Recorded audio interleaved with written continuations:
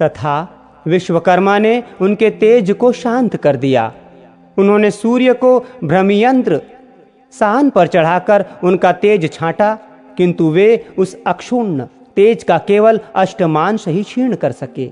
हे मुनि सत्तम, सूर्य के जिस जाज्वल्यमान वैष्णव तेज को विश्वकर्मा ने छांटा था वो पृथ्वी पर गिरा। उस पृथ्वी पर गिरे हुए सूर्य तेज से ही विश्वकर्मा ने विष्णु भगवान का चक्र, शंकर का त्रिशूल, कुबेर का विमान, कार्तिकेय की शक्ति बनाई तथा अन्य देवताओं के भी जो जो शस्त्र थे उन्हें उससे पुष्ट किया।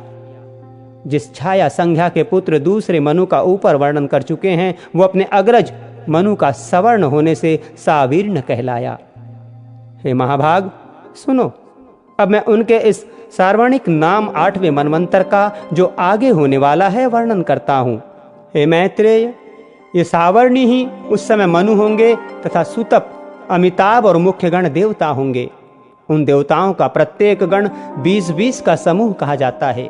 हे मुनि सत्तम, अब मैं आगे होने वाले सप्तर्षि भी बतलाता हूं। उस समय दीप्तिमान, गालव, राम, कृप, द्रोणपुत्र अश्वत्थामा, मेरे पुत्र व्यास और 7वें श्रीष्य श्रृंग, ये सप्तर्षि होंगे तथा पाताल लोकवासी विरोचन के पुत्र बलि श्री विष्णु भगवान की कृपा से तत्कालीन इंद्र और सावर्णी मनु के पुत्र विरजा, उर्विवान एवं निर्मोक आदि तत्कालीन राजा होंगे। हे मुने, 9वें मनु दक्ष सावर्णी होंगे। उनके समय पार, मरीचि गर्भ और सुधर्मा नामक 3 देववर्ग होंगे, जिनमें से प्रत्येक वर्ग में 12-12 देवता होंगे तथा हे द्विज, उनका नायक महापराक्रमी अद्वित नामक इंद्र होगा। सवन, धृतिमान, भव्य, वसु, मेघातिथि, ज्योतिष्मान और 7वें सत्य, ये उस समय के सप्तर्षि होंगे। तथा धृमकेतु, दीप्तिकेतु, पंचहस्त, निरामय और पृथुश्रवा आदि दक्ष सावर्णी मनु के पुत्र होंगे। हे मुने, 10वें मनु ब्रह्म सावर्णी होंगे। उनके समय सुधामा और विशुद्ध नामक 100 देवताओं के 2 गण होंगे। महाबलवान शांति उनका इंद्र होगा तथा उस समय जो सप्तर्षि गण होंगे उनके नाम सुनो।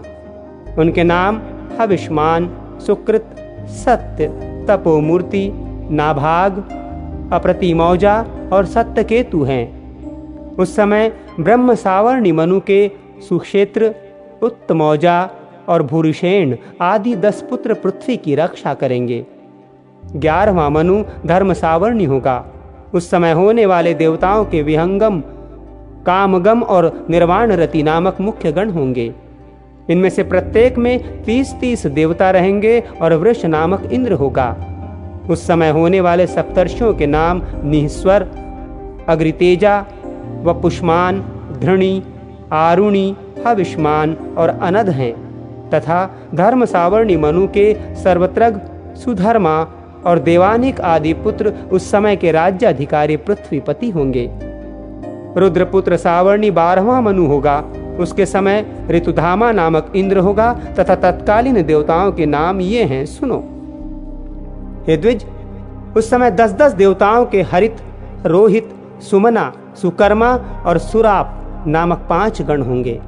तपस्वी सुतपा, तपोमूर्ति, तपोरति, तपोधृति, तपोद्विति तथा तपोधन, ये 7 सप्तर्षि होंगे। अब मनुपुत्रों के नाम सुनो। उस समय उस मनु के देववान, उपदेव और देवश्रेष्ठ आदि महावीर्यशाली पुत्र तत्कालीन सम्राट होंगे। हे मुने, 13वां रुचि नामक मनु होगा। इस मनवंतर में सुत्रामा, सुकर्मा और सुधर्मा नामक देवगण होंगे। इनमें से प्रत्येक में 33-33 देवता रहेंगे तथा महाबलवान दिवसपति उनका इंद्र होगा। निर्मोह, तत्वदर्शी, निष्कंप, निरुत्सुक, धृतिमान, अव्यय और सुतपा, ये तत्कालीन सप्तर्षि होंगे। अब मनुपुत्रों के नाम भी सुनो। उस मनवंतर में चित्रसेन और विचित्र आदि मनुपुत्र राजा होंगे। हे मैत्रेय, 14वां मनु भौम होगा। उस समय शुचि नामक इंद्र और 5 देवगण होंगे। उनके नाम सुनो। वे चाक्षुष, पवित्र, कनिष्ठ, भ्राजिक और वाचावृद्ध नामक देवता हैं। अब तत्कालीन सप्तर्षियों के नाम भी सुनो। उस समय अग्निबाहु, शुचि, शुक्र, मागध, अग्निद, युक्त और जीत ये सप्तर्षि होंगे। अब मनोपुत्रों के विषय में सुनो।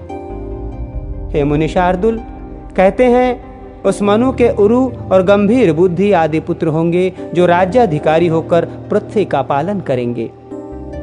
प्रत्येक चतुर्युग के अंत में वेदों का लोप हो जाता है। उस समय सप्तर्षिगण ही स्वर्गलोक से पृथ्वी में अवतीर्ण होकर उनका प्रचार करते हैं।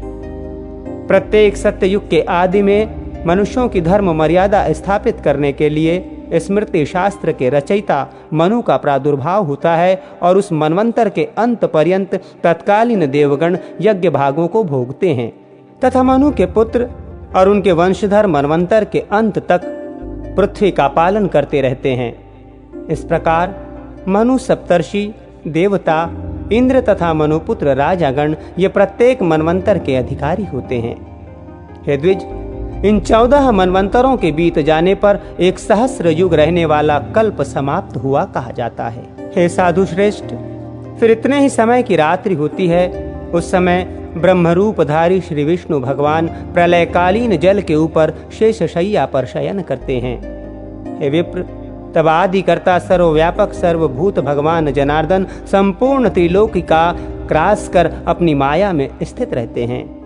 फिर प्रलय रात्रि का अंत होने पर प्रत्येक कल्प के आदि में अव्ययात्मा भगवान जागृत होकर रजोगुण का आश्रय कर सृष्टि की रचना करते हैं। ये द्विजश्रेष्ठ मनु, मनुपुत्र, राजागण, इंद्र, देवता तथा सप्तर्षि ये सब जगत का पालन करने वाले भगवान के सात्विक अंश हैं। हे मैत्रेय, स्थिति कारक भगवान विष्णु चारों युगों में जिस प्रकार व्यवस्था करते हैं सो सुनो। समस्त प्राणियों के कल्याण में तत्पर वे सर्वभूतात्मा सतयुग में कपिल आदि रूप धारण कर परम ज्ञान का उपदेश करते हैं। त्रेता युग में वे सर्वसमर्थ प्रभु चक्रवर्ती भूपाल होकर दुष्टों का दमन करके त्रिलोकी की रक्षा करते हैं। तदनंतर द्वापर युग में वे वेदव्यास रूप धारण कर एक वेद के 4 विभाग करते हैं और सैकड़ों शाखाओं में बांटकर उसका बहुत विस्तार कर देते हैं। इस प्रकार द्वापर में वेदों का विस्तार कर कलयुग के अंत में भगवान कल्कि रूप धारण कर दुराचारी लोगों को सन्मार्ग में प्रवृत्त करते हैं। इसी प्रकार अनंतात्मा प्रभु निरंतर इस संपूर्ण जगत के उत्पत्ति, पालन और नाश करते रहते हैं। इस संसार में ऐसी कोई वस्तु नहीं है जो उनसे भिन्न हो। हे विप्र, इहलोक और परलोक में भूत, भविष्य और वर्तमान जितने भी पदार्थ हैं वे सब महात्मा भगवान विष्णु से ही उत्पन्न हुए हैं। ये सब मैं तुमसे कह चुका हूँ। मैंने तुमसे संपूर्ण मनवंतरों और मनवंतराधिकारियों का वर्णन कर दिया है। कहो अब और क्या सुनाऊं।